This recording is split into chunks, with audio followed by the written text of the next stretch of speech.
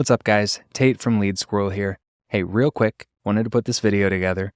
We're going to walk through how to set up your Google Ads account and how to do it properly. That way, your campaigns can be efficient for your pest control or wildlife removal business. Now, this came to us as a question in our Q&A section of our newsletter. If you're not familiar with our newsletter or what we do here at LeadSquirrel, let me break that down for you real quick. Every week, we send out a newsletter where we talk about growth strategies, marketing opportunities, things that people in the industry are actually doing to grow their pest control and wildlife removal businesses. We also talk about our free webinars. They happen once a month. They cover a range of topics. Sometimes we bring in guests who are experts in specific topics, from web design and how to lay out your website for the most success to Google My Business optimization, paid search, SEO, using social media, getting referrals. All of these topics covered in free webinars that we host monthly. If that's something that interests you, I'm going to leave a link in the description. Go ahead, sign up to our newsletter. That way you can stay informed about our monthly webinars and get those weekly emails where we're sending out the sales and the marketing tips. Now, let's dive into the Google Ads content that you showed up here for, right? We're taking a look at setting up Google Ads accounts. Now, one thing before we start, Google Ads has a lot of nuance to it. When you first sign up for Google Ads, they're going to default you to looking at a smart campaign. You don't want to use a smart campaign. Despite the name, it's not what you're looking to use. So we're going to walk through how you should set your campaigns up, how you should set your account up, what your ads should look like, and how you can get profitable quickly. All right, so now that we're here, first and foremost, I'd like to say we're using a landing page for a website and a company that doesn't exist. This is TM Wildlife. It's just something that we threw together for the purpose of this video. So we have a landing page to send our quote unquote ads to. So we'll talk about this landing page. It's designed in a very specific way, and we'll cover that after we talk about how to set up your account and set up your first ad campaign. So let's dive into Google Ads. The first thing you'll want to do is you're going to go to ads.google.com. That's going to bring you to this page here. We're going to select Start Now. We're going to get set up from scratch, from the ground up. You'll notice here, this is where I said it would try to start you with a smart campaign. You can see that up in the top in the tab, it says Smart Campaign. What we want to do is we want to come down to where it says, Are you a professional marketer? And we're going to go ahead and click Switch to Expert Mode. Now, I promise you, you don't have to be an ins and outs expert to effectively use Google Ads, but there's a couple of key things that you'll need to know about using Expert Mode. It's going to bring you to here, where it's going to ask you to add your information for a faster campaign setup. We're going to skip all of this for the time being and click Create an Account without a campaign. It will ask you for a couple of things that you can't skip. This is billing country, your time zone, and the currency you'd like everything measured in.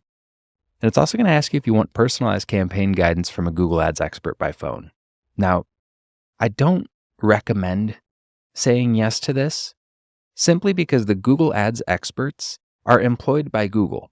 They're there to help Google make money and to set up new services, new processes within your account. Now, the new things that Google rolls out aren't always worth it for your company. So we're going to pass on the guided expert for the time being. We'll say no and submit. Now that we're all done with that part of the process, we can explore the account. Once we're here, we'll see a couple of different menus. It seems a little convoluted at first, but once we break everything down, it starts to make a little bit more sense. This menu along the left-hand side is a campaign navigation menu. It shows where everything is within your campaigns. Now, we don't have any campaigns set up yet, so there's nothing here. For the time being, we can hide this by clicking on this arrow or these three lines here.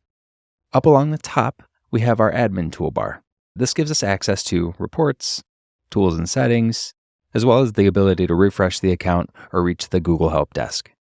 We also have some notifications here. There's no notifications in the account yet, but if Google sees something going wrong, your payment method lapses, ad campaigns get paused for some reason, and that was unexpected, you'll get a notification about it here. Along the left-hand side, we've got a navigation panel that lets you access an overview for the account, insights for the account, a breakdown of your campaigns. This, by the way, is generally where you'll see most of your stats, settings for the account, the change history so you can see what's been changed over time. This is particularly useful if something you changed a couple of weeks ago threw the account off. You can go back and see what it was. You can undo changes. If you can't undo the changes directly, at least you have some context and some guidance for what was changed. We've also got locations, experiments, performance targets, and campaign groups. For now, we're going to go to Overview, and we're going to click on New Campaign. Now, when you click on New Campaign, it's going to ask you to choose an objective. For pest control and wildlife removal, leads are the way to go. All these other things are going to give you the wrong people. Lots of website traffic is great, but if that website traffic doesn't do anything, it's not what you're looking for. Sales seems like it might make sense. However, that's more for if you're selling a product online directly through your website. So we're going to go ahead and choose leads, and it's going to ask you how you want to receive those leads. Form submissions from your ads, form submissions from your website, or phone calls from your ads. Now, generally speaking, I like to use form submissions from your website and phone calls from your ads. Form submissions from ads allows a form to be placed right within your ad. Now, people tend to not interact with those. They click through to the website or they pick up the phone and call. So again, just like to use these bottom two. We're going to go ahead and click Continue, and it's going to ask us to select a campaign type. The campaign type that you're going to want to use is search. Search is the highest intent audience on Google Ads. These are people who are putting in a particular phrase into Google search and looking for the solution to the problem that they're having. Performance Max is another interesting place to be. This combines a little bit of search and a whole lot of display, but it's targeted towards people who have searched for particular keywords or fall into certain audiences. It can be effective, but I find it's most effective when used as a secondary to search campaigns. For the purpose of this video, we're only going to talk about search.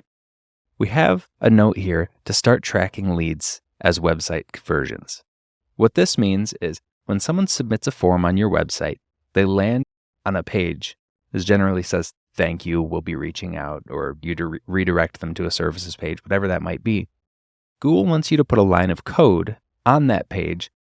When that code fires, Google then knows, okay, someone submitted a form and it came from the Google ad. We're going to skip this step for the time being, but it is important to have in place that way you know where your leads are coming from. We're going to come down to campaign name, and what I want you to do is for your very first campaign, I want you to set a very clear goal. What types of leads do you want? Not just wildlife removal, get very specific with it. Do you want raccoon removal? Do you want squirrel removal? Would you like bat removal leads? Make that decision and name your campaign in the following fashion. Name it by location, and then what you want out of that campaign, and then SKAG, which means single keyword ad group, and then the service that you're looking to promote. So again, location, in my case, we're going to go with Cleveland. And I like to divide everything with little like vertical line. It's not really a slash, but I like to just delineate things that way. However you'd prefer, it doesn't really make a difference. So again, location, what we want out of it, single keyword ad group, and the service that we're looking to promote. For this example, we're going to use squirrel removal. Now, the reason we name our campaigns this way is it lets us see all of the underlying details of that campaign at a glance. That way, there's no question. You don't have to keep clicking into campaigns and ad groups to know what's in each one. We know exactly where we're targeting. We know what we're targeting for. We know that it's a single keyword ad group, meaning within that ad group, there's only going to be one keyword that we're targeting. And we're looking to promote squirrel removal. So we'll click Continue. It's going to bring us to a bidding screen. Now, the reason it brings us to a bidding screen is that everything within Google Ads happens at an auction level, meaning you bid for the opportunity to be in a particular search. And when someone places that search within Google Ads, you and other advertisers in real time all bid against each other, and whoever has the highest bid with the most relevant ad experience is the one that wins the top spot. There are several other ad spots you can be in, but generally the top 2 or 3 spots are the most important. We're going to focus on clicks. Now, remember a page or so ago when we skipped the conversion action setup? If you do that, you can optimize for conversions or conversion value. The reason we don't do that right away is that this is a brand new account. There aren't going to be any conversions for Google to optimize against. It takes your existing information and says, how do we find more people who do this? How do we find more people who behave in this way? When there are no conversions, it has no idea who to go and get. Now, when we optimize for clicks, yes, there are no clicks in the account yet, but clicks are very easy to accumulate. You can get 50 clicks very quickly versus 50 conversions might take you a little bit longer. So we optimize for clicks first. We're not going to set a maximum cost per click bid limit because we're going to take a look at what those cost per clicks are when we set up the ad. Next, we're seeing our campaign settings. Now, there's a couple of key things here, so it's important to pay attention to what happens on this page. First and foremost, we want to turn off Search Network and Display Network. The reason we do that is those two places are places that ads can show that are significantly less effective. They're wildly cheaper, but they are far less effective. So when you run ads there, you don't end up getting the results you would expect to get out of Google Ads from running in those places. So we just turn them off by default. The next place to note is locations. This is where you're going to target the location you'd like your ad to show up in. So from here, we've got a couple options: all countries and territories, United States and Canada, United States, and enter another location. We're going to go ahead and enter another location. And as I mentioned, this is going to be targeting Cleveland. So we type in Cleveland, we find Cleveland, Ohio, and we check target. Now we're going to click this little drop down for location options here, because this is something else that's very important. A lot of people miss this when they first set up their account, and they get confused as to why they're getting people contacting them from Texas and California and Nevada when their ads were targeted to Cleveland. We have the option to target presence or interest, presence or interest. When you select presence or interest, which is the default, you get people who not only live or own property in the location you're targeting, but have also searched or visited recently. And now that's fine when you're selling something like an e-commerce product or the jerseys for a sports team. If someone's a fan of Cleveland, but they live in California, then that one might make sense. But we want people who live in or own property in the location we're targeting, because those are the people who are going to have wildlife removal or pest control problems. So we're going to select presence. On exclude, even though we haven't excluded any locations, we're going to leave that as presence as well. Generally speaking, you'll keep your language as English unless you're doing something like writing multiple different ads in different languages. For this case, we'll leave it as English. We don't need to set any audience segments. And within more settings, there are a couple of specific things you can play around with that we're not going to mess with right now. You always want to optimize and prefer the best performing ads. There are some other options. We don't necessarily mess with those. You can set an end date for your campaign. I like to leave mine running and just go in and turn it off when I'm done running it. You can set an ad schedule, which will allow the ads to only show at certain times of the day. This can be effective if you know when most of your leads come through, but because it's a new account, you likely don't know that just yet. So after a month or so of running and collecting data and seeing how people behave, you might be able to go in and say, okay, everyone between midnight and 6 a.m. is junk. We don't want to collect leads during that time. Otherwise, you can leave them running all day. Campaign URL options will allow you to better see this information when it comes through to Google Analytics. If you're not using Google Analytics, this is no worry. Or if you've got Google Analytics directly connected to Google Ads, you also don't really have to do this because it's going to break down your campaign and your source and medium within GA when you go over there. So don't worry too much about campaign URL options right now. Now we've moved on from our campaign and we're setting up our ad group. Now, this is one or several ads that are going to advertise the same product or service. And because we have called this a single keyword ad group, rather than put a bunch of keywords and a bunch of different ads, you guessed it, we're going to have one keyword. I like to start off with a keyword that is really high intent, and that is the service and then the phrase near me. When you use near me as your keyword, you are weeding out everyone who is doing research. You are only looking for the people who need the service right now. people who are searching squirrel removal near me are saying, I've got a problem. I'm looking for the company near me that handles this. So what we're going to do is we're going to name our ad group SKAG, a little divider, whichever divider you prefer to use. And then we're going to call it the exact keyword that you're putting in, squirrel removal near me. We don't need to get any keyword suggestions because we know exactly what we're going to use here. So in the enter keywords box, we're going to put, and we're going to do this in quotes, and I'll explain that in just a moment, squirrel removal near me. So why did we put this in quotes? Well, if you see down here, there's a couple of different match types. Match types are ways that Google interprets the keywords that you put in. If you don't put it in quotes, you've got broad match. Broad match keywords tell Google, hey, anything that's close to this, send them our way. That can be beneficial in some instances. Generally speaking, in pest control and wildlife removal, not beneficial. You don't want to run any broad match. The reason being, if we put squirrel removal near me in broad match, you may get people who are looking for raccoon removal. You may get people who are looking for squirrel sanctuaries, or they want to look for pet squirrels. When you use the quotes, you get phrase match. Phrase match says, as long as these words are involved and the context and the intent is the same, go ahead and provide us with that search.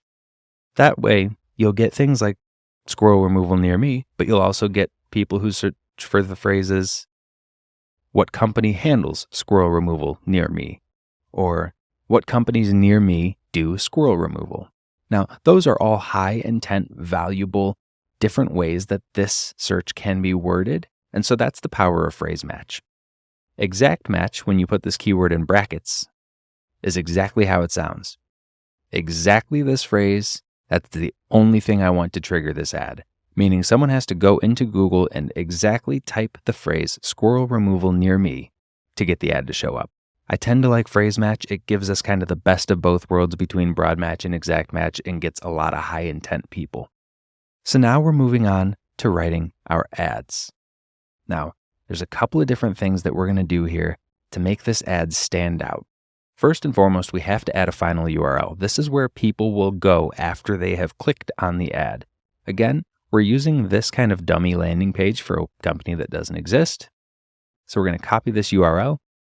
And by the way, just for context, LeadSquirrel is the name of our agency. And so this page is just built on our agency's website, just kind of as a sub page.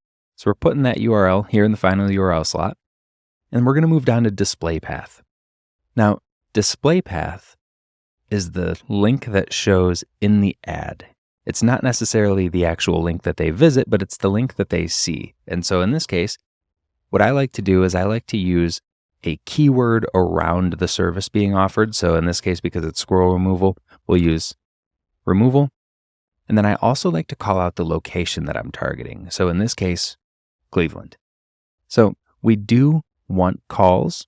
And so we're going to go ahead and click on calls, add our phone number in here.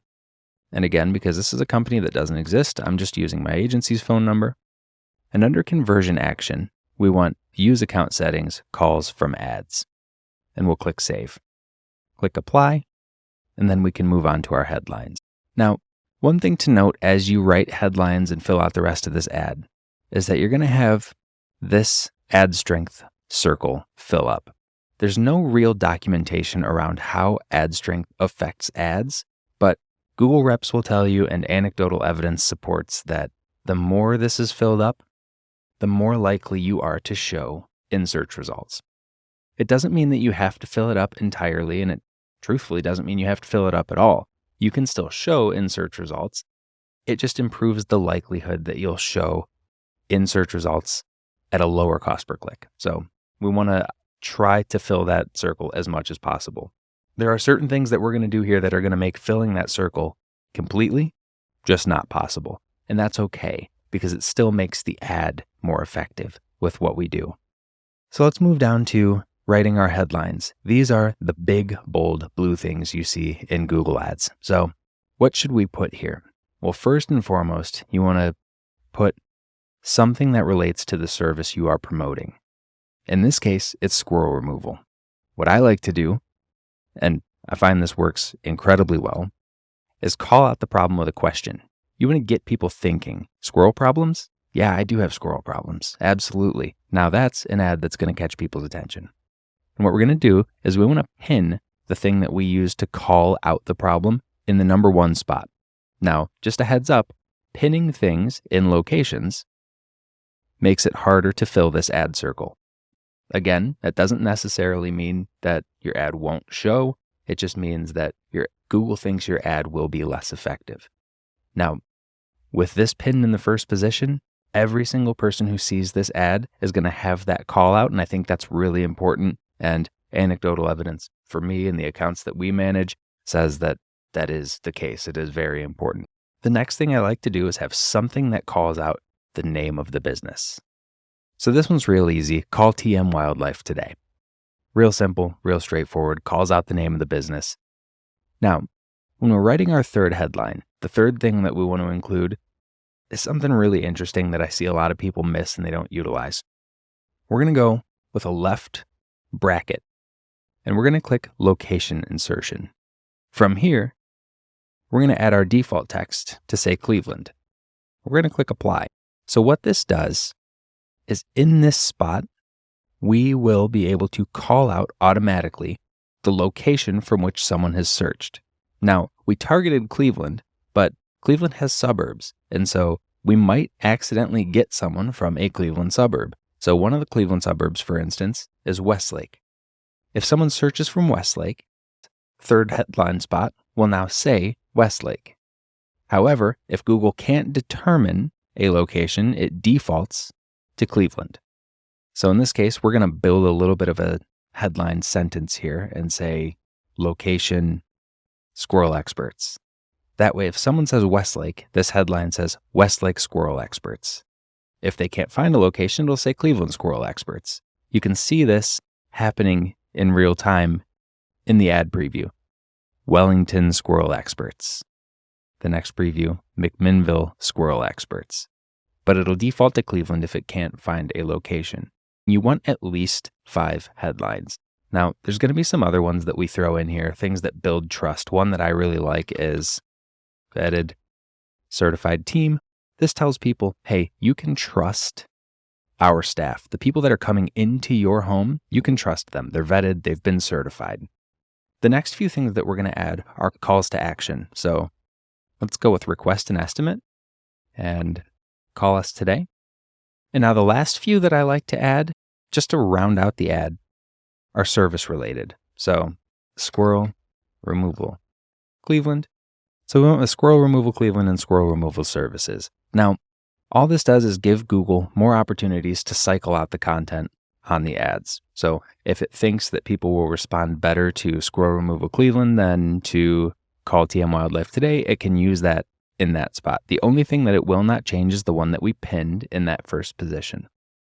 So now that we've written our headlines, we're going to move on to some descriptions. Now, I like things that build trust and I like things that talk about the business and the way that you do business. So first and foremost, let's talk about the business and build a little bit of trust. Let's say something like 55 5-star reviews over a decade in business, serving our Cleveland communities. These are just things that talk about the way that we do business, talk about the business itself, and build a little bit of that trust and community familiarity. These are things that are really important to people who are searching for someone who is going to provide them a service. So the second one, generally recommend for description, is something that calls out every aspect of the service you're providing.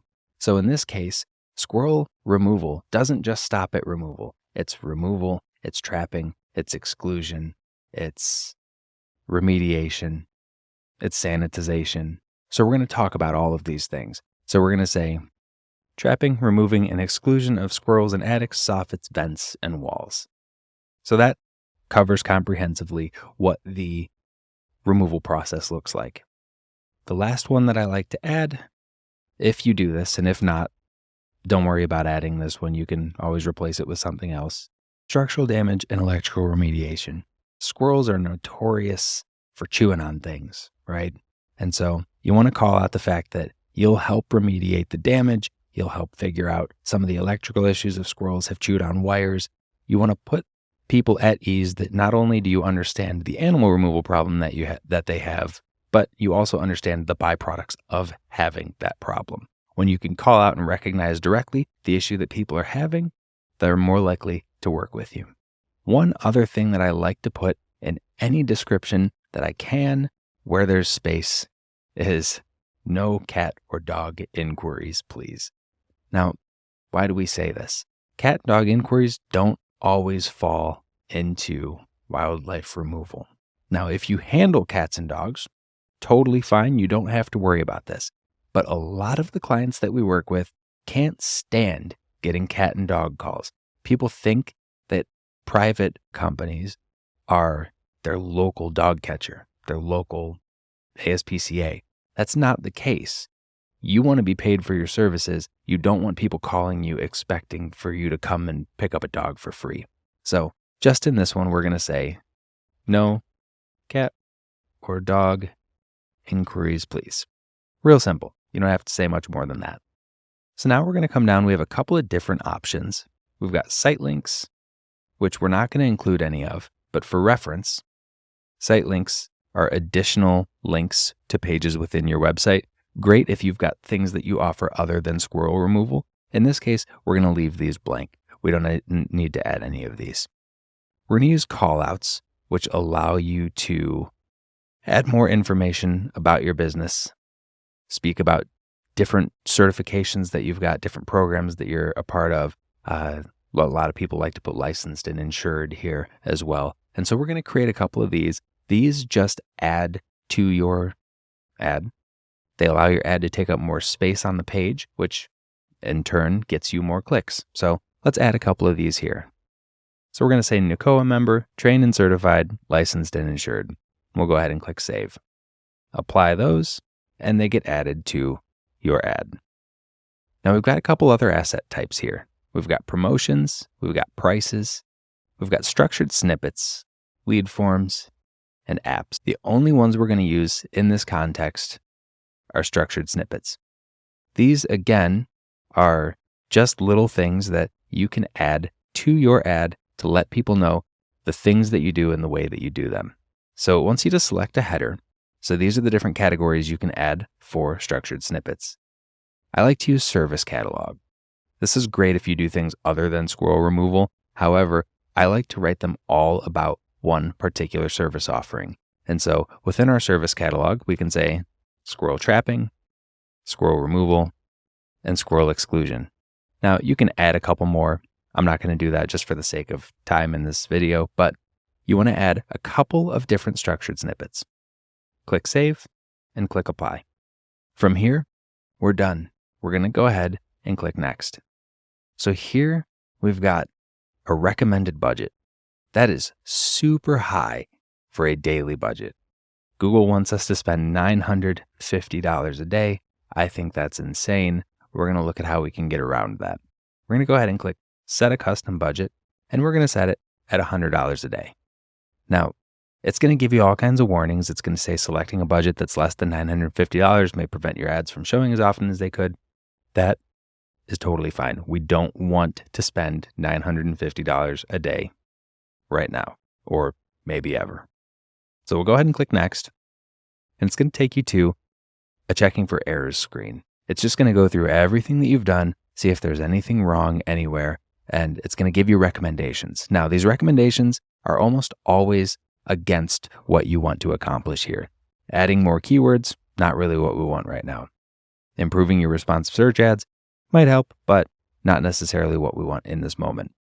Adding site links, that's great. We don't have any other links on this page to link to, so we don't need any site links. Expand your reach with Google search partners. This is that display network and that search network we were talking about. We don't want to do that. It's a bad idea. Using display expansion, you almost never want to use display expansion. Display expansion shows your search ads to other people. They may or may not be looking for your service. It's just a waste of money. It doesn't get a lot of good clicks. And then this lets you review the stuff that you've done. So we're going to go ahead and click Publish Campaign. So there you've got it. You've got your first campaign published. Let's take a look at the ways you can navigate this campaign and some of the things to pay attention to. So now that we've got a campaign available, this left-hand panel will show you your campaign and then your ad group. So you'll be able to navigate through this and you can see your campaigns. When you click over to the ad group level, it'll default you to keywords. Come down to ad groups. And when we're looking at our ad groups, here's where we start to get some metrics. You'll see how many clicks your ads have gotten. You'll see your average cost per click. You'll see your overall cost, your click-through rate, your impressions. If we click into this ad group, it'll take us to keywords. Now, our keywords give us a couple of different options. One of the things that we want to do, now our keywords, they'll give us a couple of different options. We'll be able to see impressions by keyword, our click-through rate, our overall cost per keyword, the number of clicks on certain keywords. However, we've only got one here, so we really don't have to do too much digging. So one thing I want to do is I want to go to the campaign settings. So we're going to click on our campaign level here, and we're going to come down to settings. We're going to change our bidding option, and we're going to click Change Bid Strategy. From here, we're going to click Select a Bid Strategy directly. It says it's not recommended, but this is actually what we want to do. We want to move our bid strategy to manual bid, manual CPC. And we're only going to have it on manual CPC for about a month or so. That way you can let your account kind of be automated afterwards. But for the first month, we really need manual CPC to learn how much each click is going to cost us. So we're going to go ahead and click Save here. And when we do that, if we come back to the ad group level or go to keywords directly, we now have a max CPC on our keyword. This is our max cost per click. It's the highest amount we're willing to pay per click for someone who searches this phrase to see our ad. What we're going to do is we're going to tick this box and we're going to click Edit and we're going to click Change Max CPC Bids. We have a couple of different options here, but what we can do is say raise our bids to the first page CPC. So if we click that and click Preview, it'll tell us, ideally, now see, it didn't give us anything there. So let's go ahead and cancel that, try it again, and go top of page CPC. And now we'll preview it. So it doesn't give us any particular changes there.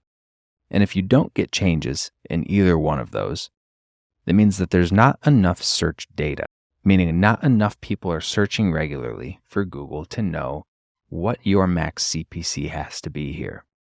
So what do we do if we don't know where to put our max CPC? I like to start at around $10. If after a day there's no impressions on this keyword, we're going to raise this again to $15. And if again there are no impressions, we'll raise it again to $20. Now, the average cost per click on Google Ads is $6. However, in wildlife removal and in pest control, because the end user has such a high potential value, other companies are more likely to bid higher for these clicks. Now, people are willing to spend $20, $30 a click sometimes. That's not necessarily going to be the case for you, but it can be. So be cognizant of that. Now that you've got a keyword in place and a max CPC in place, we're going to go ahead and step away and let this account run for just a couple of days. When you come back to it, ideally, you haven't spent out your entire budget, which, if we remember at the campaign level, is $100 a day. You can set this significantly lower, by the way. You don't have to run $100 a day. You can do this at $5 a day. You can do it at $50 a day. It doesn't really matter. But $100 a day is just where we set it for this test campaign. You'll let it run for a couple of days and see how many impressions you get. This is how many times the phrase was searched and you showed up in search, how many clicks you got, and what your average cost per click was. When you find out what your average cost per click is, that's going to give you a little bit more insight into how you can go into that keyword bid and change your max CPC to show up more effectively. Now, this again is an account tutorial, not necessarily an account optimization tutorial. We could go on for another hour about that. But for the sake of getting an account set up to be profitable, that's the way you want to do it. Now, all of that to say, If you want to bypass this process entirely with the setting your cost per click and all of that, you can come right back to your campaign settings, change your bidding from manual CPC back to maximize clicks. I know when we first set this up, I made you take it off of maximize clicks, change it over to manual CPC. The reason for that is because that is the more effective way to do things. Maximize clicks is the faster way, but it can be more expensive. So bear that in mind. If you're willing to spend a little bit of money to test more quickly, choose maximize clicks. If you'd like a lot more control over your account, go the manual CPC route. So now that we've got everything in place, we need to set up our billing. Now you're going to have this red bar up across the top that says your account cannot show ads. To start running your ads, enter your billing info.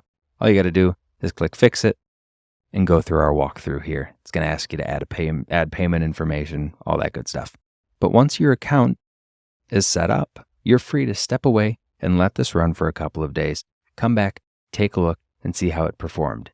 If you've set everything up properly, and if you followed the steps in this video, you will likely have a handful of people who have seen your ad and clicked on your ad who were searching for someone who offers squirrel removal near me, or whatever service you chose to promote. I mentioned when we started this video that we'd talk about the landing page just a little bit, because landing page optimization is one of the most important things you can possibly do for making your ad effective. If someone clicks on your ad and when they get to your landing page, they think you're junk, they're never going to do business with you. So if we click on an ad and we come over to a landing page, let's talk about a couple of things that we need to see straight away. First and foremost, your priority should be reducing friction. So someone who just came from an ad doesn't want to have a difficult time reaching you. You'll notice on this page, the very first thing you see is a call out.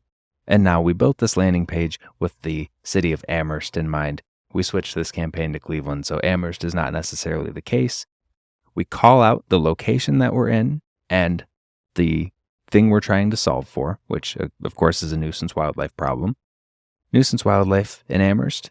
Fill out this form and a member of our team will call you within 15 minutes to solve your problem.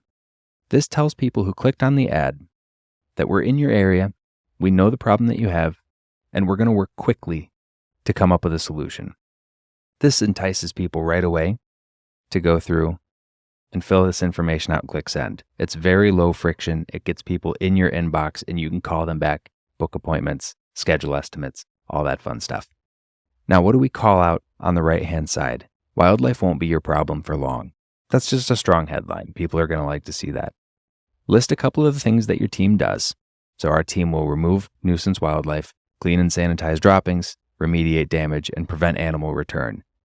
This is an interesting one because people love to say, do animal exclusion, right? Exclude animals. People and consumers don't always know what that means. So we just use the phrase prevent animal return because it conveys a message clearly to the end user.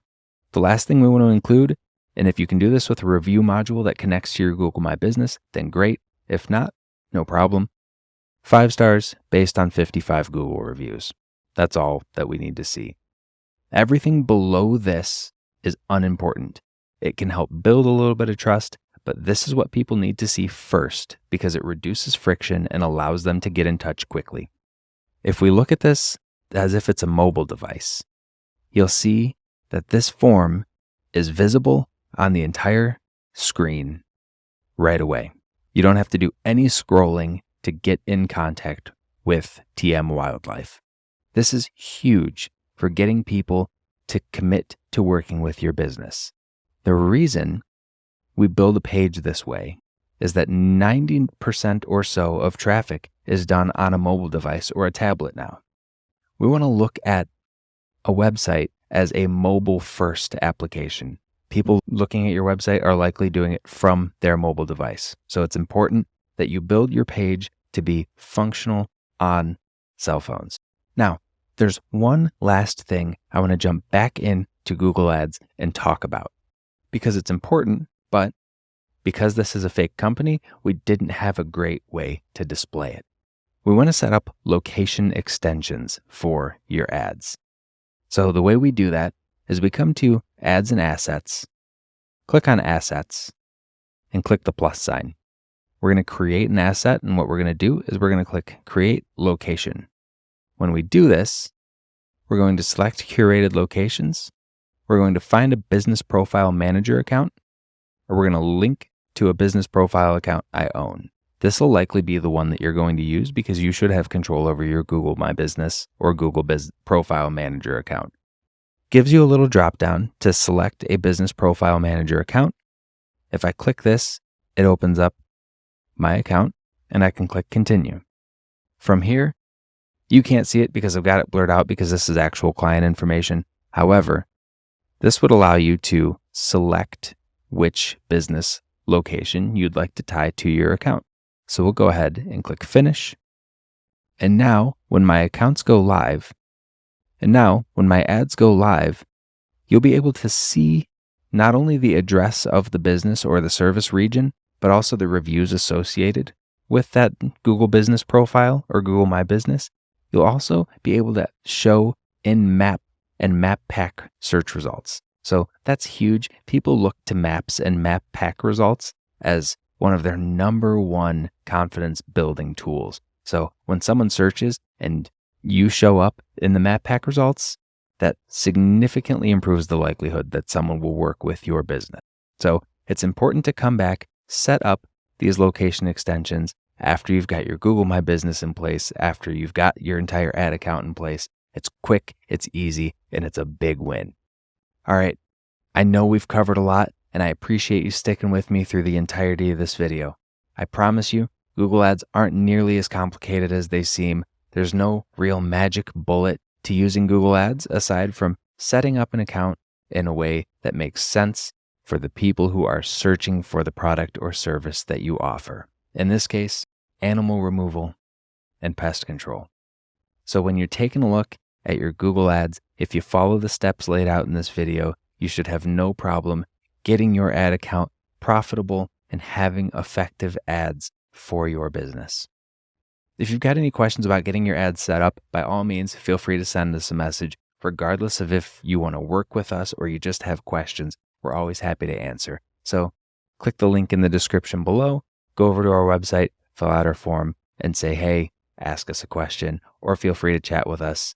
We're always around. Thanks for sticking around. Hope this helps.